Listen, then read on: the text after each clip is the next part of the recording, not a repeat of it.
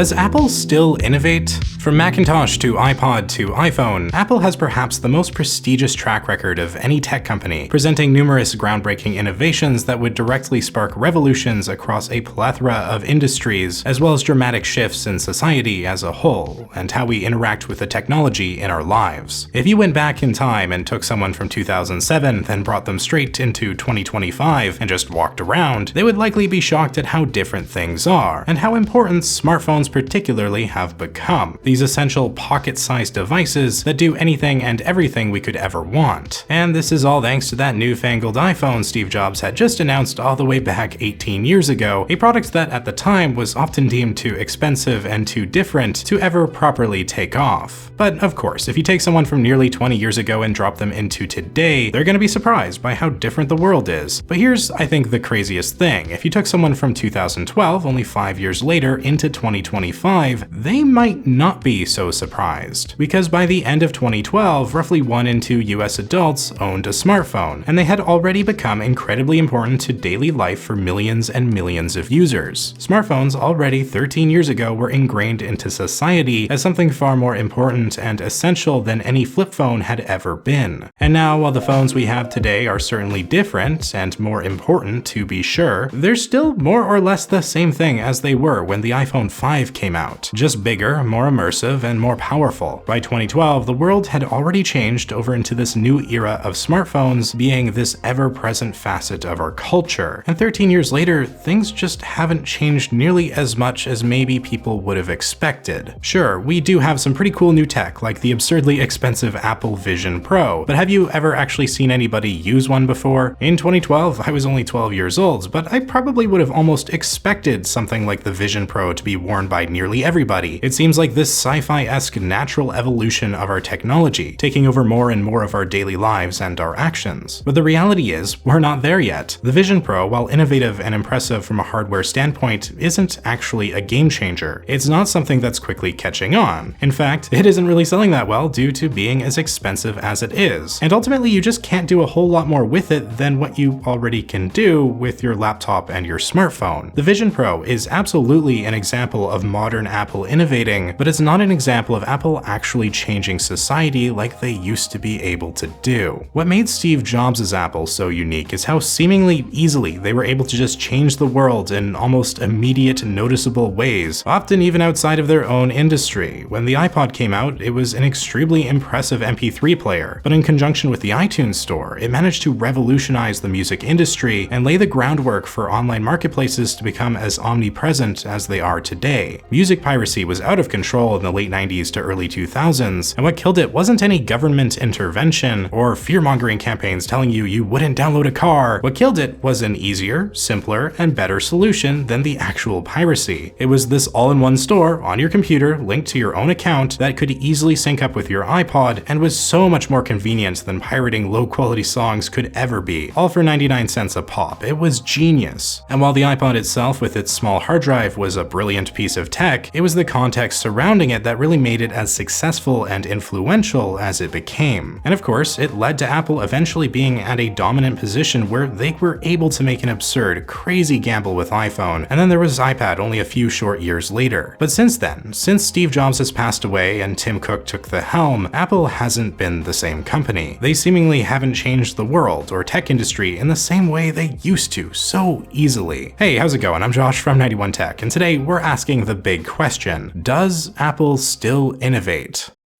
This is a loaded question with no real easy answer, sort of. There is an easy answer, and it's yes, Apple does still innovate. We've already discussed a little bit the Apple Vision Pro, which, while maybe a commercial flop thus far, is still a pretty cool and fresh piece of tech that I believe is in fact innovative. But for something that was hyped to be Apple's next big step into the future, the iPhone for the modern age, it hasn't been that, and so I think this question is very much warranted, especially as Apple has felt often far too stagnant for far too long. I think there are probably 3 main categories camps of thought on this subject when asking a question as general as this. Number one, of course, Apple still innovates. Apple innovates every year. Every iPhone is a bit better than the last. It's a bit faster. It has better cameras. Things are still changing and Apple is still making great products. Camp number two, no, Apple doesn't innovate anymore and they haven't since Steve Jobs died. They're not the same company. They're simply too big to fail and are able to coast off a huge pre-existing customer base that is locked into their walled garden and unwilling to make the effort to get out. Obviously, these two opinions are not uncommon on the internet. Go on Reddit and you'll find thousands of variations of these exact two standpoints, one from someone who perhaps loves Apple and everything they do, and one from someone who avoids Apple at all costs and thinks they're a complete and utter ripoff. Then there's also the other extreme that thinks Steve Jobs never innovated at all and stole everything and had great engineers, but even if you consider that to be the case, downplaying the impact Apple made under his tenure is just dumb, so we're going to disregard that viewpoint and focus on the prior two. Apple still innovates all the time, or Apple hasn't innovated since Steve Jobs' death. While these are both extremes, they're not completely invalid, but as often with these types of discussion, I think it would be prudent to look to the camp that lies somewhere in the middle, one that appreciates and acknowledges the strongest points from both sides of the debate. And that's where I find myself personally, as someone who's been making so many videos on Apple and iPhone and tech in general for really my entire adult life. Wow. Apple does still innovate, but not in the same way or to the same effect they once did under Steve Jobs. Call it less innovation and more iteration, taking what has already been long established and continually refining and perfecting it rather than introducing anything truly new or unique. They have done a lot of things right, and Tim Cook deserves so much credit for taking the momentum passed on from Jobs' leadership and bolstering it into the approximately $3.5 trillion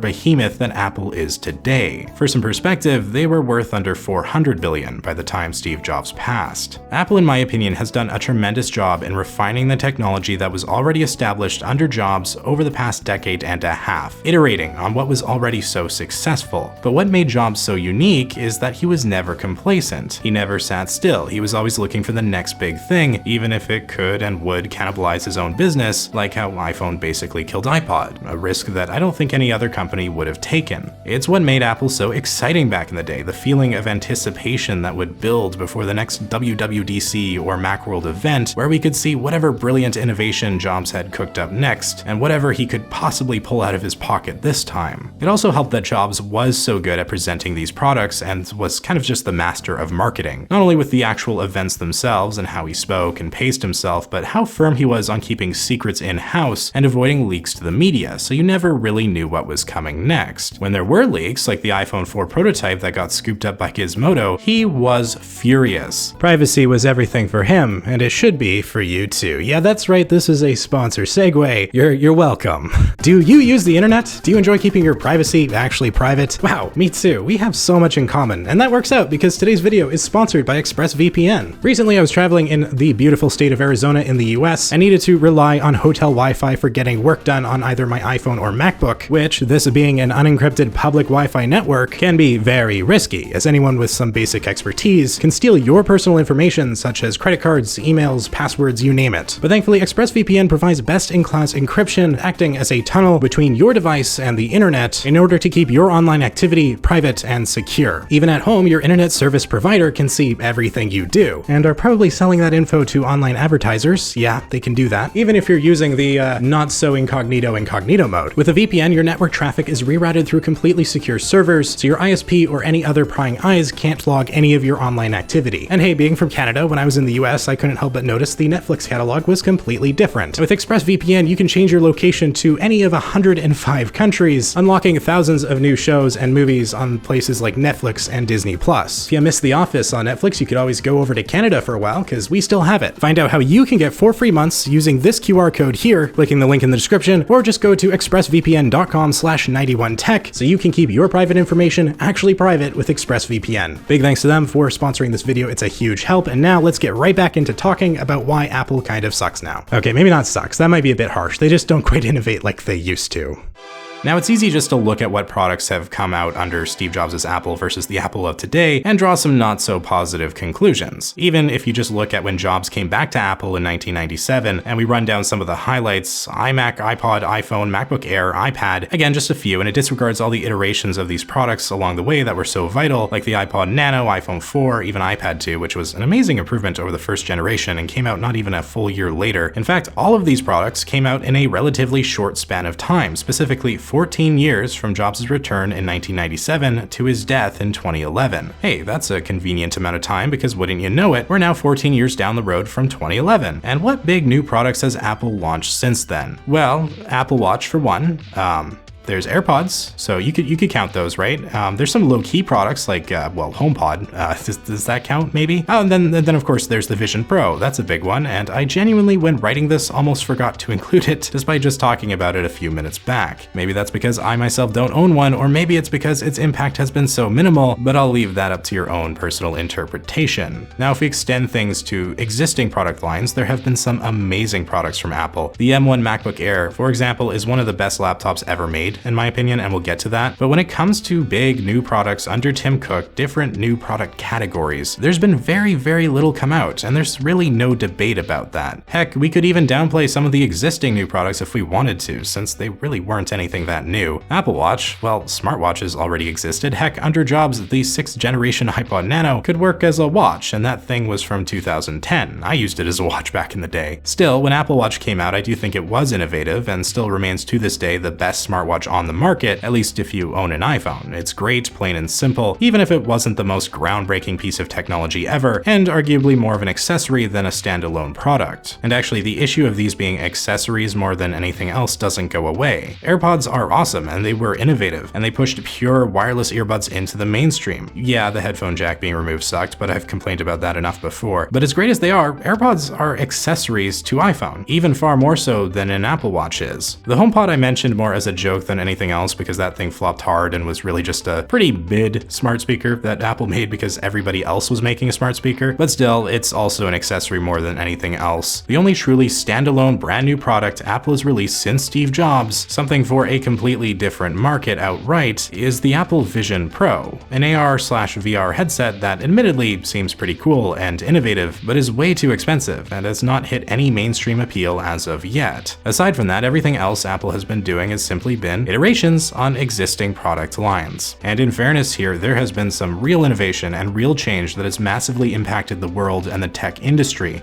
Apple is the industry leader when it comes to things like smartphones, and if they start including a feature like 2 or 3 camera lenses, everyone else that isn't already doing that is going to start immediately. This can even be seen in often relatively low impact features like the gold aluminum color with the iPhone 5S in 2013. Every Android competitor seemingly very quickly would adopt their own gold color because why wouldn't they? Apple has iterated upon their own product lines and has changed drastically those markets since Steve Jobs' passing, like with the iPhone 10 and its edge-to-edge display. But we'll get to all that in a bit. First, let's knock out an argument that may have already been made in the comments. In fact, I'd be surprised if there isn't at least a few down there, probably typed up within the first 30 seconds of this video. And that's the idea that these big products that came under Steve Jobs' Apple from 97 to 2011 were in themselves not really anything new. And you could potentially even argue that the Apple of today isn't really that different because everything Steve Jobs did already sort of existed. After all, that's what innovation is. And this is sort of true, but also not really. Of course, smartphones did exist before iPhone, but none of them were as complete a package or nearly as intuitive. Yes, MP3 players existed before iPod, but they were either huge or had almost no storage space. Plus, nothing like the iTunes Store was available on the market. Yes, tablets did exist before iPad, but I mean, let's be real here, they sucked in comparison. Innovation is defined as changes in something already established, especially by introducing new methods, ideas, or products. Steve Jobs was, and his team were, never inventors. They were innovators, taking pre-established concepts and technologies and forming something new and occasionally unheard of out of them. Jobs' specialty was that he could practically dream up new categories of products from nothing, make something that had never existed in such a way, but when you saw it, you knew you absolutely wanted it, if not needed it. Apple of today isn't capable of doing that anymore. They're capable of iteration, and we've seen some dramatic innovation and improvements to those existing products or concepts, but we aren't seeing anything that feels truly new anymore. Again, not to say Apple hasn't at times done a really good job with the innovation that has occurred, and a great example of this is with their Macintosh line and where it stands today.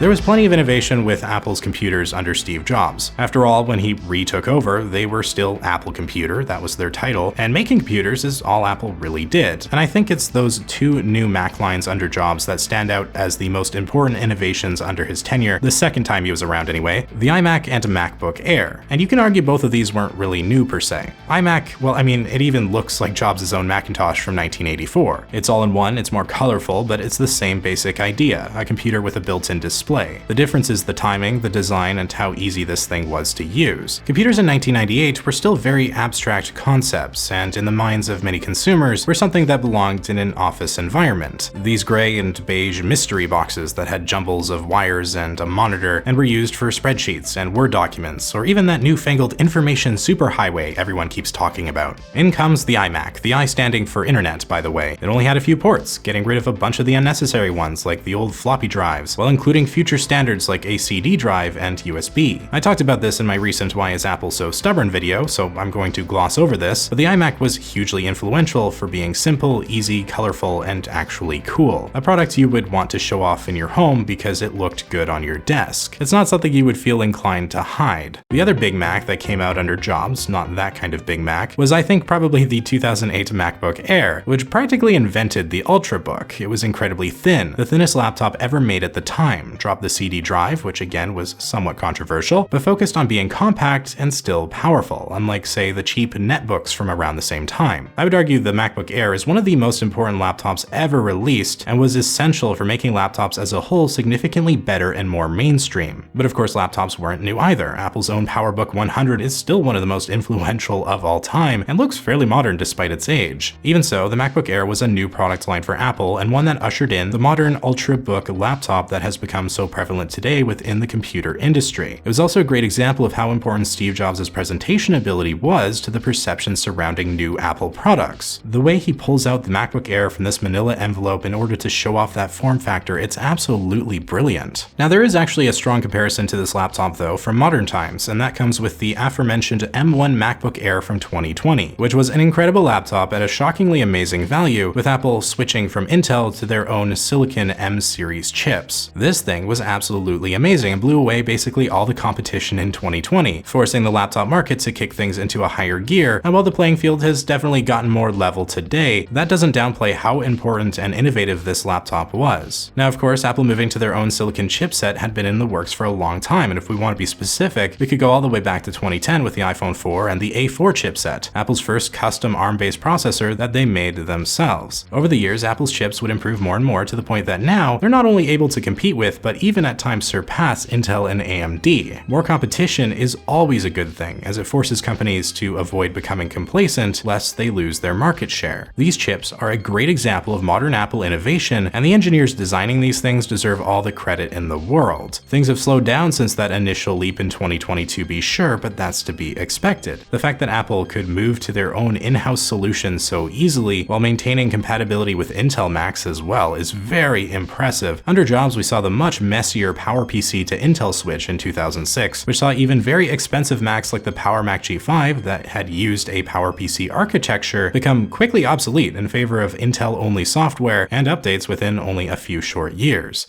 By 2020, Intel was no longer cutting it, no longer providing enough efficiency or power improvements year to year for Apple to continue using them. So they just said, screw this, we'll do it ourselves, and the computer industry is far better off because of it. Now, this all being said, while the M-series chips have been extremely influential and are arguably Apple's greatest innovations since Steve Jobs, we're still looking at a lot of pre-existing product lines here with the MacBook Air, MacBook Pro, iMac, Mac Mini, or heaven forbid, the neglected Mac Pro. Apple's been especially terrible at regularly updating their less popular Macs. Remember the iMac Pro? Yeah, neither does Apple. We are still getting some great computers though, like that newly redesigned Mac Mini, which is awesome, and ultimately I think worth the wait after years of very little change. I would argue that the Macintosh line as a whole in 2025 is possibly at its strongest ever, a stark contrast from not so long ago with the absolute mess of butterfly keyboards and touch bar MacBook Pros. I think Apple has shown they can still learn and evolve their products in a positive direction and can really still innovate. We're not seeing the wow factor perhaps like we used to. There's no more moments like Jobs pulling out the MacBook Air from an envelope, but what we do have now is still fantastic. Expensive, sure, but that's always been the case. Under Jobs, while there were important shifts to Intel and improvements in speed and efficiency, I believe the most essential innovations came down to design and concept. That's what Jobs was always so good at, the really big picture stuff. Not to give him so much of the credit as really the people under him, but it was Jobs who put them in a position to succeed, just like Tim Cook would naturally get some credit for what his engineers accomplished today. It's his leadership. Macs don't look wildly different from how they did in 2011, but the way they work in power and efficiency has been transformed exponentially. So overall, I do think Apple has shown they can still innovate with Macintosh. Not in the same exciting fashion they perhaps once did, but we've seen a level of consistency and reliability in recent years that has set up Macs to be about as great as they've ever been.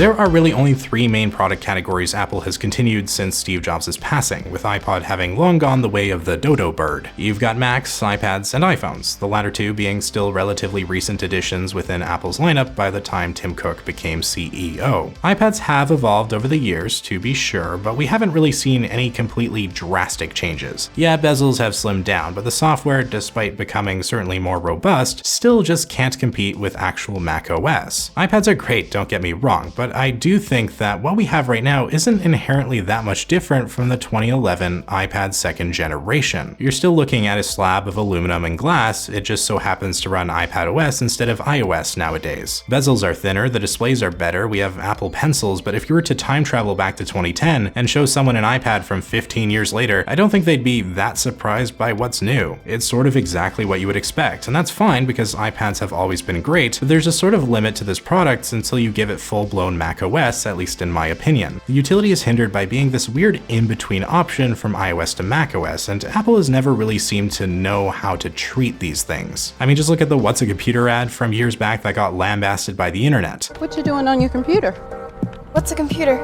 While this is arguably great marketing since it does get people talking, the core message here doesn't make any sense when an iPad really can't replace an actual computer, at least for a real power user. The day macOS and iPadOS merge in some form, and it wouldn't surprise me if that does eventually happen, I believe iPad will finally evolve into something truly due some credit, but for the time being, if you gave the iPad second generation the same specs as the newest iPad Pro, it would probably work just as well for most of the stuff you might want to do on your iPad. Still, gotta give Apple credit for keeping iPad as relevant as they have when Android tablets have absolutely fallen off a cliff in popularity since the early 2010s. After the first iPad, there was this mad rush to make competition, and it resulted in a lot of crappy, cheap, and underpowered Android tablets. There were some gems in the rough like the Nexus 7, but nobody outside of Apple seemingly was able to hold steady over the years in the market. Sure, Samsung still makes tablets, but who is actually buying these anymore? Tim Cook's Apple has been very good, in my opinion, at expanding the iPad line and making more options to reach more people. You've got the budget offering, the high-end Pro offering, the mini option, and if you really want something in between, the iPad Air does exist, although I think it's probably a little less necessary than the others in all honesty. For the vast majority of people, I would recommend either the cheapest iPad or the iPad Pro. The mini is great for those who specifically want that form factor, but the Air does feel a little out of place for me. Even so, I'm not going to complain about having more options, and as a whole, iPad has only continued to be refined and pushed even further, building on the fantastic foundation of the iPad 1 and 2. And holy moly, that iPad 2, it is still one of the biggest iPad upgrades of all time, and it came out only 11 months after the first iPad. It was so much thinner and sleeker and massively improved the hardware, receiving far more software updates. It was just better in every conceivable way. It was the final big product Steve Jobs would personally introduce, and that June at WWDC 2011, his last presentation, he would also introduce iCloud to the world, which is yet another major facet of Apple today that's still standing. There's almost nothing under Tim Cook that's truly new. But let's be fair and cover the biggest two new products we've seen outside of the Vision Pro.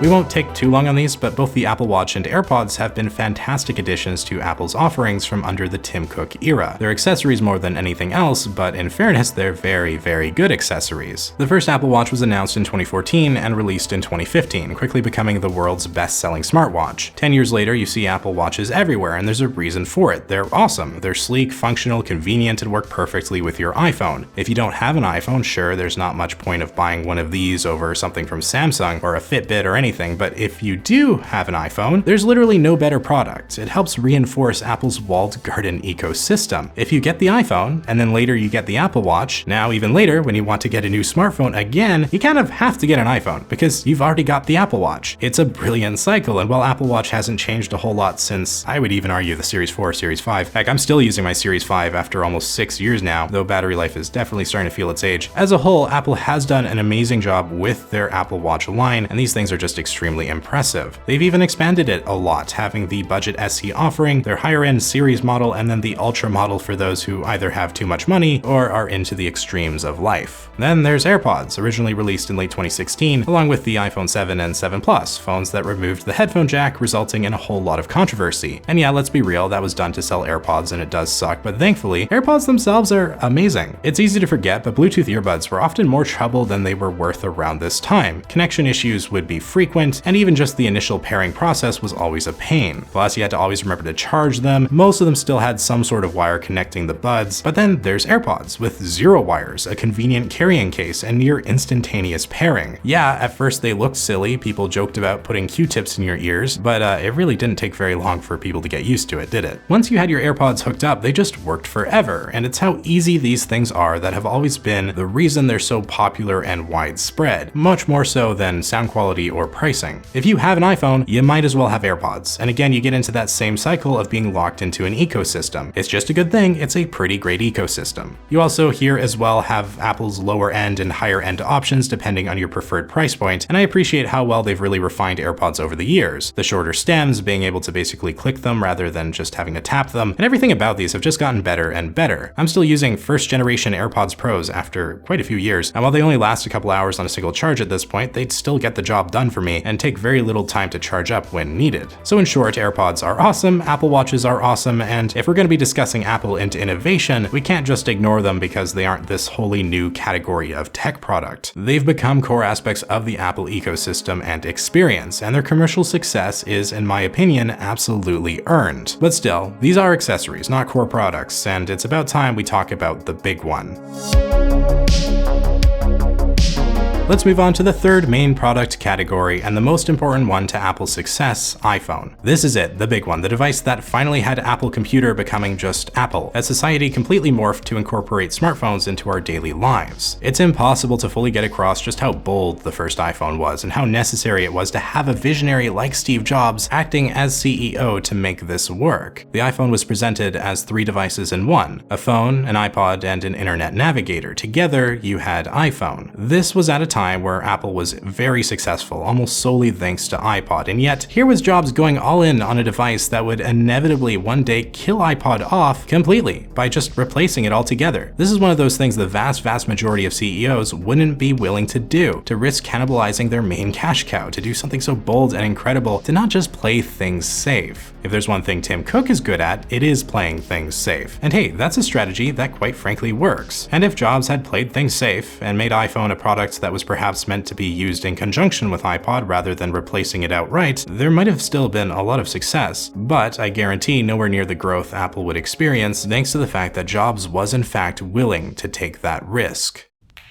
So let's discuss a little bit how iPhone has evolved over the years, since I believe this is actually one of the areas Tim Cook's Apple has mostly done a really great job of, outside of perhaps the past few years specifically. There were a lot of major changes made with only a few years of iPhone's existence under Jobs, but that was to be expected given how new this technology was and how fast the tech industry as a whole was improving. The iPhone 4 is still to this day one of the biggest iPhone upgrades ever from 2010, and the main thing I believe it did was set up Apple's iPhone line as a luxury product, something premium and in another league compared to to the plastic Android competitors of the time. It was absolutely gorgeous with glass and stainless steel, and it came at a time where smartphones were now being adopted very quickly. The first iPhone was aluminum, but the 3G and 3GS both were plastic to help keep costs down. Plus, it was practical since the antennas can't communicate through metal. With the iPhone 4, you had these antenna bands built into the stainless steel frame, and it was so important for how high quality Apple was now able to make these devices. You still see this basic antenna band sort of setup on practically any smartphone being made today, and the iPhone 4 suffered for it too with antenna gates, as it was far too easy to cover up an antenna with your hand and then drop signal. This was the risk of Steve Jobs' approach. He pushed his engineers to the brink, demanding perfection and not allowing for any compromise in the design, even if it could result in eventual inherent flaws. It's something Apple would continue to do in later years, the impossibly thin iPhone 6 and bendgate under Johnny Ive being a prime example. Even so, the iPhone 4 was extremely important to the future of the tech industry. The front-facing camera, the sharp retina display, Apple's first custom silicon chip in the A4, this is the phone that has set up every single iPhone to be released in future years with no exception. Okay, maybe the 5C, that one was pretty different, but anyway, it was in my opinion the final time one can definitively say without question Apple was in the lead in the smartphone industry, leapfrogging the competition. After this, things would slow down. Tim Cook and Johnny Ive would take over, and iPhone upgrades became far more incremental and safe, but thankfully this would still result in some amazing devices. The iPhone 5 got a little bigger, and that's the last iPhone Jobs had any significant input on. The design somehow got even more beautiful, and the aspect ratio going to 16:9 was an underrated addition. It showed even this early on how smartphones would evolve by getting taller rather than wider, because they're more comfortable to hold and use vertically one-handed, even on phones with much larger screens. One thing admittedly Jobs didn't seemingly foresee was how fast phones would get big and how phablets would become the way to go in the future. He believed a smartphone should be usable with one hand, but he also wasn't around long enough to see how fast smartphones became so much more than just phones, iPods, and internet navigators. They became tools for media consumption, and often the only tech their users actually owned or used. Nowadays, plenty of people don't have or need laptops because they do pretty much everything on their smartphones. That's not what iPhone was originally positioned to be. It's something that naturally changed over time as smartphones were adopted into the mainstream and our culture became centered around them. Look how popular vertical video is now. iPhones killed so many industries. Remember digital cameras? Yeah, they've been irrelevant for a long time. iPods, they're gone. Physical maps or GPS devices, gone in favor of apps like Google Maps or Apple Maps. Newspapers and magazines, why even bother when you've got the internet in your pocket? Even calculators have probably suffered immensely since the rise of smartphones. My point here is that while Jobs and his engineering team deserve a ton of credit for iPhone, at some point the world around them took over and really pushed the technology in a completely new direction. Jobs never could have foreseen how big iPhone would be or the industry that would spawn from it. To kill giants like BlackBerry like it was nothing, but then to also have to forever compete with Android and the likes of Samsung, as they themselves pushed the technology in directions Apple was unwilling to try, like with early phablets. The iPhone 6 and 6 Plus were a big deal, and some of the earliest indicators of this being a very different Apple, one willing to make bigger phones, even if it was a year or two late. iOS 7 from 2013 also shook up the user interface in a very necessary way, modernizing the experience and generating a level of hype we've never seen for any single software update since, quite frankly. Early on, Tim Cook and Johnny Ive's Apple seemed to be on an absolute roll, refining what iPhone was and keeping it incredibly relevant and successful. They managed to keep the momentum going, pushing Apple into the stratosphere with their market value. Plus, it allowed them to maintain a practical monopoly, locking iPhone users into the convenience of their walled garden ecosystem, with features like iCloud and those beloved blue bubbles in iMessage, making it nigh on impossible to muster up the energy to switch. This new Apple didn't bring anything radically new or different from the rest of the smartphone competition, but they made their own experience so good and so consistent that consumers kept buying their new products anyways. It's why you've got this whole idea of the Apple sheep, the customer that blindly buys whatever Apple releases year to year without any question. While this is a bit of an intentional exaggeration, there really is some truth to it. There are plenty of users out there who will never switch, even if iPhone might be at times behind in some areas, because that's just what people are used to. It's what they already have. Apple owns over 50% of the smartphone market in the US, and that isn't an accident. While the iPhones under Jobs succeeded because they were new, fresh, and better than any other options on the market, iPhones would continue to succeed because they've got an already established user base, have a good reputation for being a premium and desirable brand, and have managed to consistently provide really strong products every single year. Maybe not always the best smartphone compared to the competition, but always right up there with them, and more importantly, always the best iPhone. And so even when you have really minor or almost annoyingly small upgrades like the iPhone 16 Pro, you know that the phone is still going to be really good, and it is an iPhone. And those two things alone are enough to make the device worth it for most of the customers purchasing them. Tim Cook and all of the executives over at Apple are not dumb. They're brilliant, in fact, and they'd have to be to see as much success as they have. And they are also very aware of the tech space around them, able to space out bigger iPhone upgrades over the years as they deem necessary. They don't always have to push the envelope every year, but eventually you do need to do something.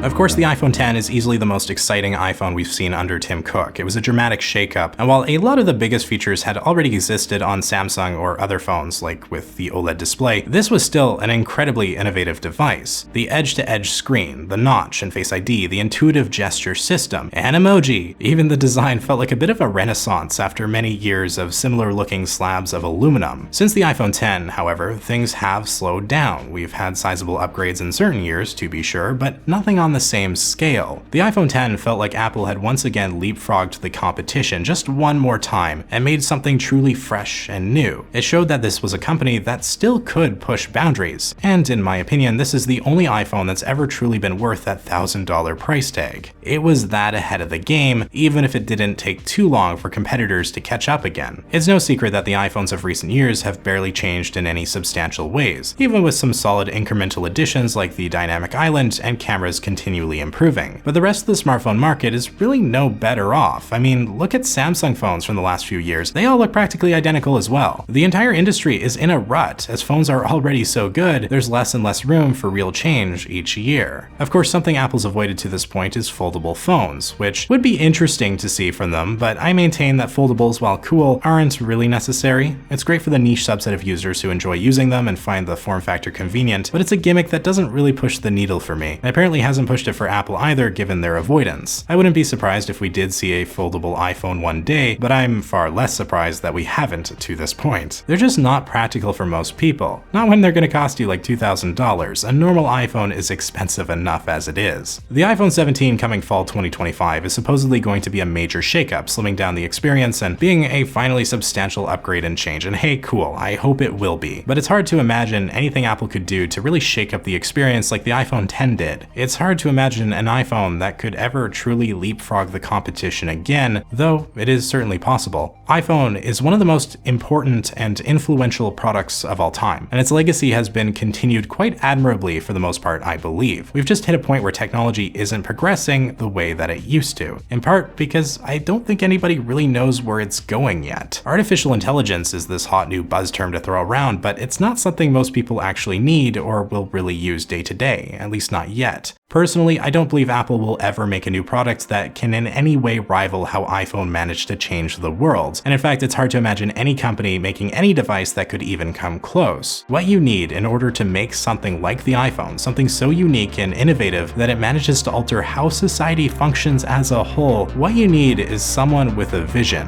What you need is a Steve Jobs.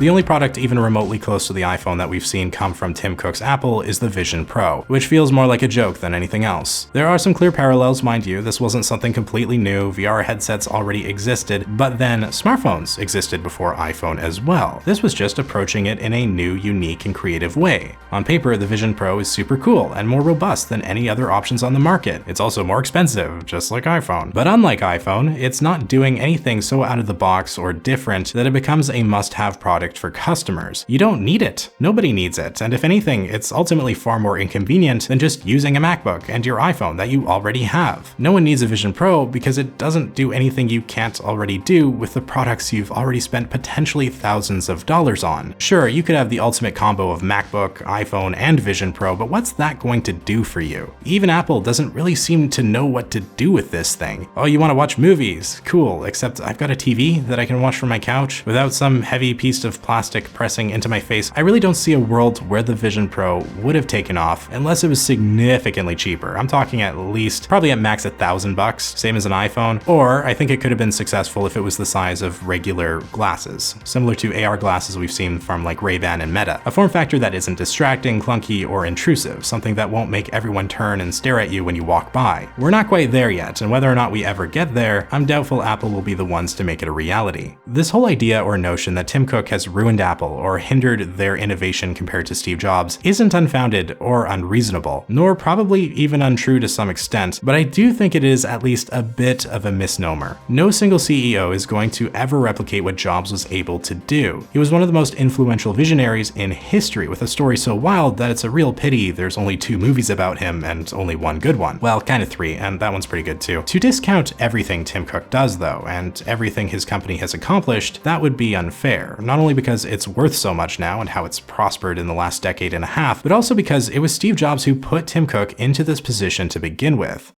Tim Cook was a close friend, confidant, and was relied on whenever Jobs needed to take a leave of absence for health issues. He trusted him with his company, the company he had been fired from in the 80s and returned to in the late 90s. Jobs poured everything he had into Apple, and he wasn't going to put someone in charge he didn't believe would continue the success and spirit he set forth. Tim Cook is a very different type of leader. He fosters a far more collaborative environment, rather than the near dictatorship that Jobs ran. If you had to sit down and chat with one of Steve Jobs or Tim Cook, Cook would probably be a lot more fun to be around. Jobs was stubborn, a pain to work with, and ruthless. It was those characteristics that made him so good at what he did, as he had this uncanny ability to pull out the most from his engineers, if they could actually stomach being around him. But everything was always according to his own vision, unless in the rare case you were respected enough to somehow change his mind, but that was a rare occurrence. Steve Jobs was unique because almost everything he did was right on the money. He did have his flops and mistakes, but he was still a genius, and while his methods were harsh, his way, or the highway, often just so happened to be the right way to go. And this visionary, a man who changed the world time and time again, he's the man who put Tim Cook in charge. Don't get me wrong, I've got plenty of issues with modern Apple, and it seems every year that feeling only grows. I did a 2-hour video a while back about how the iPhone has gotten stale these days, and has already seen its peak. But even with that, it's hard for me to imagine anybody doing a better job than Tim Cook has done of growing Apple and continuing Steve Jobs' legacy. I absolutely hate some of the decisions they've made over the years, whether it be the headphone jack removal or fighting against the right to repair, but there were decisions Jobs made too that I probably never would have approved of. Like with the Apple II computer, he wanted only 2 expansion ports, whereas Steve Wozniak put his foot down and demanded there be 8. And it was in large part because of that the Apple II was able to be so dominant for so long.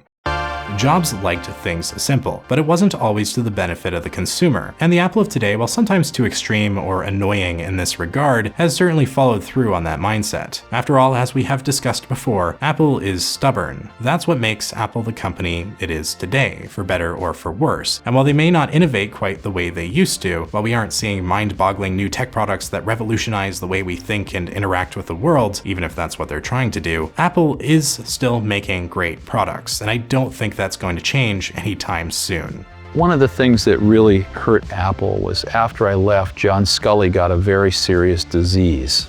It's the disease of thinking that a really great idea is 90% of the work.